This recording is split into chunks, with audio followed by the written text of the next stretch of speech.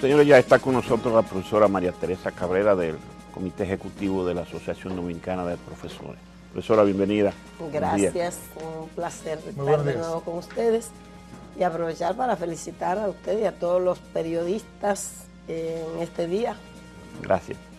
Cuéntenos en qué punto está detenido o marcha el programa de reivindicativo salarial de la ADP. Bueno, pues como ya se sabe, hay una posición de, yo diría que de tranque, ¿verdad? De estancamiento, porque hay una postura inflexible de parte de las autoridades, y eso obviamente plantea una perspectiva de más largo plazo en términos del proceso de lucha que libra la ADP. En ese sentido, el día de antes de ayer y ayer concluyó un pleno nacional de dirigentes que fue un espacio como para la reflexión, para pensar, mirar el proceso, hacer un balance y definir el formato de la continuidad de ese proceso de lucha. Entonces ahí se asumió una propuesta que el Comité Ejecutivo había discutido, que asume un formato de campaña. Una campaña por la dignificación del ejercicio docente y la defensa de la educación pública, laica y gratuita en la República Dominicana, porque el concepto de la dignificación del ejercicio docente es mucho más que salario, pero obviamente el salario es un componente fundamental. Entonces, para este tramo de la lucha se asume el formato de campaña, procurando interpretar y además pues corresponder a un compromiso que históricamente hemos tenido los maestros y las maestras con los padres, las madres, las familias que tienen sus hijos en las escuelas públicas, porque aunque las autoridades a veces pretenden colocarse como los defensores de ellos, no es verdad. Aquí quienes hemos tomado las calles para defender que los estudiantes de las escuelas públicas tengan libros gratuitos ha sido la ADP. Que tengan el desayuno escolar ha sido la ADP. Eso fue una conquista del sindicato en un acuerdo firmado en el 97 con el presidente Fernández. Entonces, ¿qué queremos? Pues asumir una campaña que no haga interferencia con las labores docentes. ¿En qué va a consistir esta campaña? En una diversidad de acciones. Por lo pronto, el 13 de abril, que se cumple el 43 aniversario de la Asociación Dominicana de Profesores y Profesoras, es una ocasión para una gran movilización de la organización. Es día sábado, vamos a tener 4 concentraciones regionales de manera simultánea. ¿Mañana? No, el sábado, el 13 de abril. Una sábado 12. No, el sábado cae 13. El sábado 13, efectivamente. El 13 cae sábado. Mañana es 6 y el sábado 13, perfecto. Una en el este, una en el sur, una en el Cibao y una en el Gran Santo Domingo. Vamos a conmemorar con una gran marcha el 1 de mayo junto con las centrales y los otros colectivos de trabajadores y trabajadoras que también están formulando la necesidad de un aumento de salario, y vamos a asumir los días 25 de cada mes como un día de movilización, como un espacio para la reflexión y para hacer visible realmente en qué condiciones se ejerce el magisterio en la República Dominicana, cómo se vive, cuál es la realidad de los maestros y las maestras pensionados y jubilados. ¿Es un día de luto cada 25? No, vamos a tomar el color verde como un símbolo de esperanza en que es posible que nuestras autoridades entiendan que es necesario atender este reclamo. Profesora, usted desde afuera creo que está en condiciones idóneas de comentarme cómo ve el magisterio el vínculo con la conexión de demanda gremial partido político, porque ha habido una especie de match entre el presidente de la ADP, que tiene una doble condición, bueno, tiene muchas condiciones, ciudadano, dominicano, profesor, pero al mismo tiempo es PLDista y es diputado del PLD. ¿Cómo usted desde afuera ve el match a lo interno de las fuerzas PLDistas de cara al profesor Eduardo Hidalgo? Bueno, yo pienso que hay que diferenciar los espacios y los roles. Efectivamente, la ADP es una organización diversa y representa al magisterio dominicano.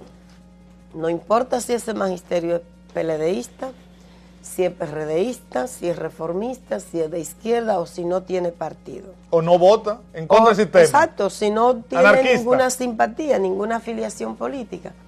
Entonces, quien ejerce la condición de dirigente o dirigenta del sindicato, y en este caso la presidencia, que es, digamos, quien tiene la responsabilidad de encabezar los trabajos y la conducción de la organización, al margen de si su partido está en el gobierno, tiene que jugar su rol, porque para eso es el sindicato. Es decir, el sindicato surge como una necesidad, históricamente es así, surge por la necesidad que tienen los trabajadores y las trabajadoras de construir poder, y ese poder se construye precisamente por esa articulación que le da capacidad de presión, entonces para demandar frente al patrón. Los maestros y las maestras del sector público, su patrón es el gobierno. Entonces, quien asume la presidencia o la condición de dirigente del sindicato, más allá de si es su partido que está en el gobierno, tiene que estar en capacidad y tiene que cumplir la responsabilidad de demandarle a ese gobierno, no importa qué color tenga, las reivindicaciones del sector que representa. Entonces yo creo que Eduardo Hidalgo está haciendo lo que le corresponde hacer, porque si él no hiciera eso, entonces él se la tiene que enfrentar con la base del magisterio y quedaría muy mal.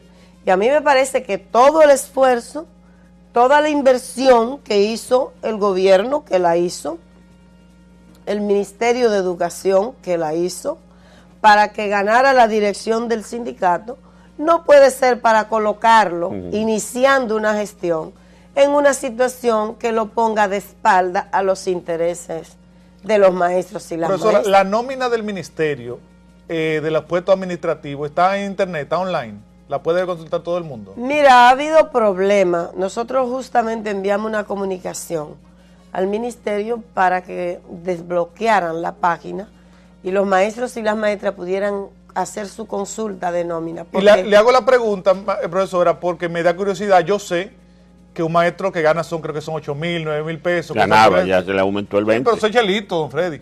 Pero que yo me imagino que la secretaria de los directores administrativos, del tesorero, de los viceministros, son secretarias, a veces no son ni profesionales y ganan 80,000 pesos. Sí, es que hay un problema de valoración del trabajo docente. Nosotros hemos dicho eso muchas veces. Hay, por ejemplo, choferes que tienen un salario... 25,000 pesos. No, 25,000 no hay. Hay choferes que tienen 35,000 y 40,000 pesos. Al maestro y a la maestra se considera que es demasiado que aspire a ganar 17,000 pesos. Que cuando usted oye que hacen un escándalo, porque el 100% es exagerado. Sí, pero ¿de qué que estamos hablando? Sí. ¿Usted me entiende? Porque el 100% de 100 pesos son 200 pesos. Entonces, el punto de partida es claro. ¿de qué? Sí. Entonces, yo creo que en el fondo está envuelto un tema de valoración del trabajo docente, de valoración del papel del maestro y la maestra, y eso está articulado al modelo educativo que se asume. Aquí hay que hacer una discusión de qué modelo educativo, qué visión es que estamos asumiendo.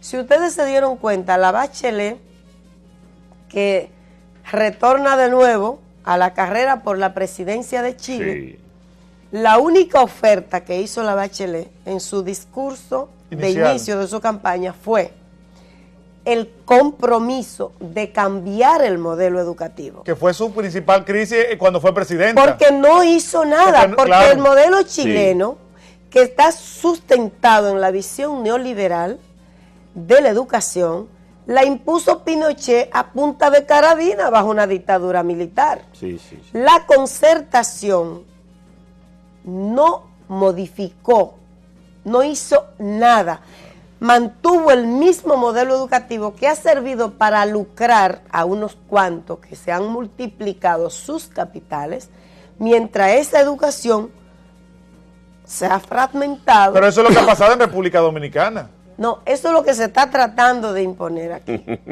Oíste, esa es la discusión de fondo que hay que hacer. Okay. Un modelo educativo que ya fracasó. Ustedes están viendo Chile 2 años, mientras nosotros estábamos en la lucha por la inversión del 4%. En Chile, el pueblo en las calles, con los estudiantes como protagonistas, y los profesores, y los padres, los abuelos, las abuelas, demandando un cambio del modelo educativo que asuma al ser humano en todas sus dimensiones. Profesora, conozco una persona muy comprometida con la educación que utilizó la siguiente frase para referirse al 4%, una frase un poco jocosa, y dijo: yo no le canté cumpleaños feliz al bizcocho del 4% porque yo sabía que antes de prender la velita ya había estado distribuido en pedazos. Y lo que decía esa persona es que el 4%, aunque filosóficamente parecía que tenía sentido, lo cierto es que se iban a gastar en sueldo para la ministra, en jipeta, en cosas de esas, que realmente no y no se iba a resolver el problema central de la educación. Bueno, pero yo pienso que no podemos por eso invalidar un proceso de lucha interesantísimo. Yo diría que le devolvió subjetividad, le devolvió la autoestima a este pueblo, al movimiento, que mostró que es posible lograr reivindicaciones importantes. Sin duda. ¿Y el bizcocho? Yo creo que ahora lo que tenemos que estar, el deber que tenemos todos y todas es estar vigilantes, es poder buscar la manera de decir nuestra visión. Yo creo que efectivamente lo que ha habido es una distribución, una definición de prioridades que es equivocada, que no se corresponde con la justificación, con el para qué del 4%. Efectivamente necesitamos construir muchas aulas. En el sistema educativo dominicano lo mostramos muchísimas veces, pero también necesitamos darle solución, atender a un componente que es clave, que se llama el componente pedagógico. Pero también necesitamos ver el componente humano, y ese componente humano es maestros y maestras, y es niños y niñas. Al final, lo que pasa, lo que resulte de el proceso educativo se concreta en las aulas, y en las aulas están los maestros y las maestras, y están los niños y las niñas.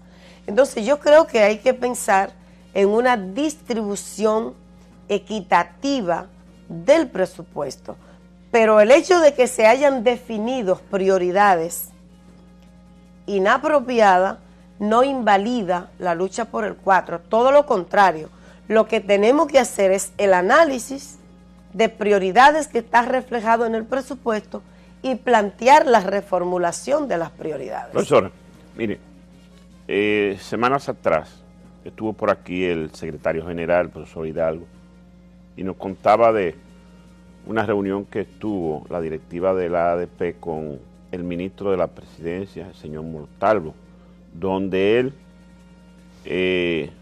medio en broma, medio en juego, les recordó lo que le había pasado al sindicato Citracode a partir de la posición de ustedes. Él, sentado ahí donde está usted, nos refirió a ese pasaje. Que hay que decirle a los amigos televidentes que quizás no lo recuerden, que Citracode era un sindicato SD que fue desaparecido. Sí. Entonces, eso pasó así.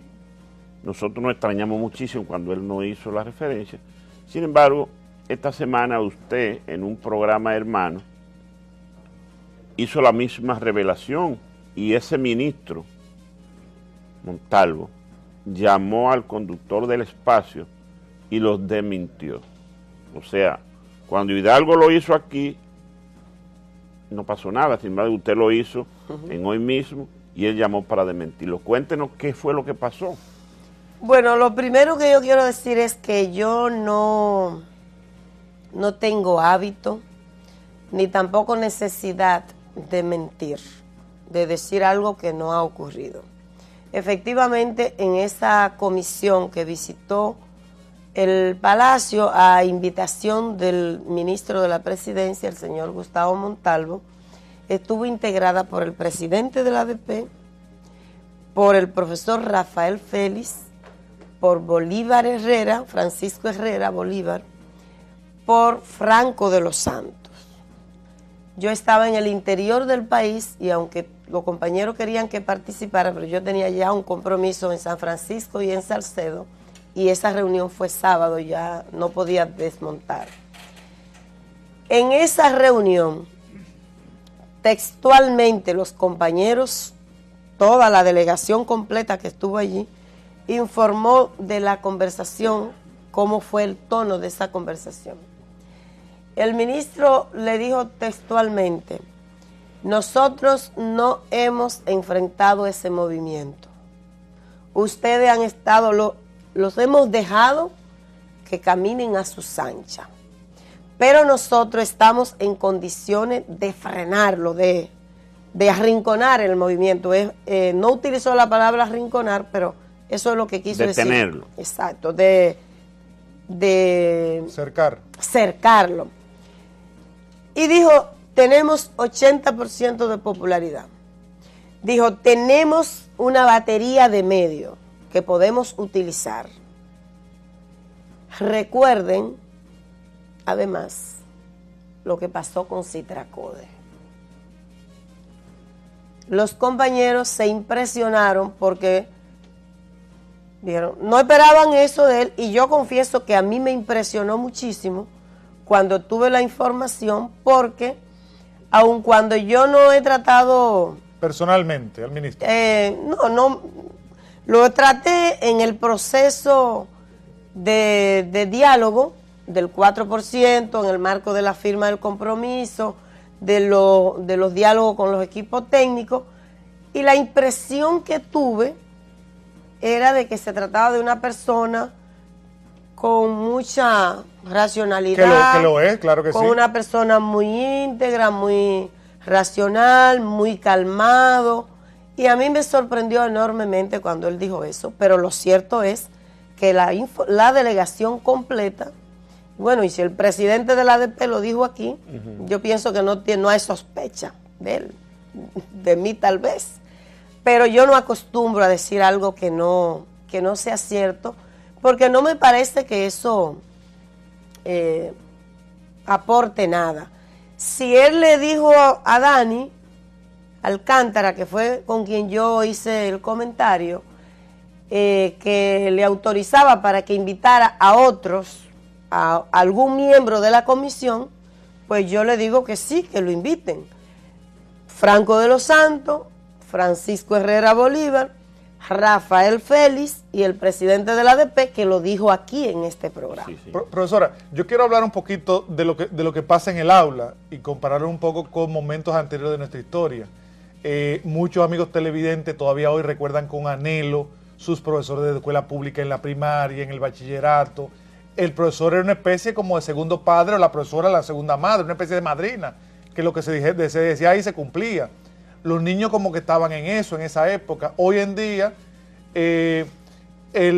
mucha gente ve al profesor como un pelafustán ahí que está ahí dentro del aula, los niños no lo respetan, los niños a veces son parte de pandillas, van a las escuelas públicas con manopla, con cuchillos, para no hablar de armas de fuego, y parece entonces como que el propio contexto social, familiar, dentro del ámbito educativo se ha deteriorado. ¿Cuál es su diagnóstico? Bueno, es que efectivamente la escuela está situada en un contexto.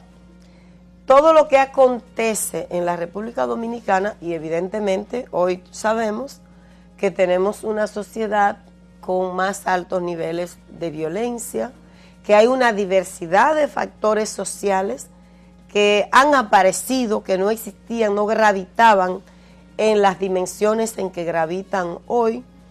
La profesión docente está muy inferiormente valorada con relación a aquellos tiempos. Realmente el ser de docente, el ser de maestro y de maestra era en un pueblo, ¿no? En los 70, una valoración, claro, social extraordinaria. Eso tiene un impacto también en cómo se mira al maestro y a la maestra. Yo no sé si fue con ustedes, pero contaba mi experiencia en una escuela en el Ranchito específicamente, de un profesor que tenía 12 años trabajando en una loma donde tenía que pasar la semana completa. Y él casi lloró para que se le ayudara a gestionar su traslado. Y llegó a esa escuela. Y cuando él llegó, fue a un 4º grado de básica, pero sus zapatos estaban muy deteriorados. Y los muchachos hicieron un piquete en el curso, porque ellos consideraban que él no era un profesor, porque sus zapatos estaban mal. Y eso, si todo el mundo espera ver a un maestro, a una maestra bien presentado. Claro que sí. ¿Entiendes? Pero ustedes se pueden preguntar, ¿cómo fue para ese profesor esa experiencia? La directora me llamó y me dijo, ayuda a Lucas. Ve que hay una situación en el curso. Y yo fui a ver qué pasaba y hablo y calmo a los muchachos. Entonces le digo, ¿qué pasa? Y ellos comienzan a hablar y a decir, ¿por qué creen que él no podía ser un profesor? Entonces, cuando tú tienes una infravaloración del ejercicio docente, eso se traduce en una baja autoestima, y cuando tú acompañas esto de un crecimiento de nuevos fenómenos sociales que por demás no están siendo considerados en las políticas de formación docente, al maestro y a la maestra, en la formación docente, en los programas de formación docente, hay que proveerle herramientas, claro, de análisis, que le ayuden a manejar, a entender los jóvenes de hoy, no, claro, y Freddy, los niños, miren, y las niñas de hoy. El chofer del ministerio que anda en una motocicleta tiene unos tenis Nike que cuestan 5,000 pesos. Claro, porque gana 40,000. El chofer en una motocicleta gana 40,000 y el profesor Lucas gana 7,500. Entonces es un tema, tú ves, el tema de lo que está pasando con lo que ocurre en la escuela, bueno, es lo mismo que ocurre en la sociedad. Claro. Entonces, cuando nosotros hablamos de la dignificación del ejercicio docente, estamos hablando de salario, pero también estamos hablando de la posibilidad de acceder a una buena formación, a una formación pertinente que le ayude a entender la realidad de hoy y a entender a los niños y las niñas y nuestros jóvenes y preadolescentes. Profesora, ha dicho el monseñor Agripino Núñez Collado que el presidente le ha autorizado a convocar el Consejo Económico y Social para tratar el punto de la demanda salarial de la ADP. ¿Está usted de acuerdo con eso? Bueno, obviamente nosotros en todo momento hemos dicho que nos reiteramos en esa disposición y en esa voluntad de diálogo. Y en el marco de la mesa que se montó, el ADP dio demostración hasta donde, más allá de donde se podía, yo diría, de flexibilidad. Lo que hubo fue una postura inflexible de la representación oficial. A nosotros nos parece que a una mesa se va con voluntad de las partes de ceder, porque ninguna de las dos, si van con espíritu de encontrar una solución, puede ir con la determinación de aplastar a la otra o de imponérsele a la otra. Un diálogo sincero, un diálogo que vaya con la apuesta por encontrar una solución, tiene que dar una demostración de flexibilidad de las partes. La verdad que en el proceso anterior la ADP dio esa demostración y la representación oficial no dio esa demostración.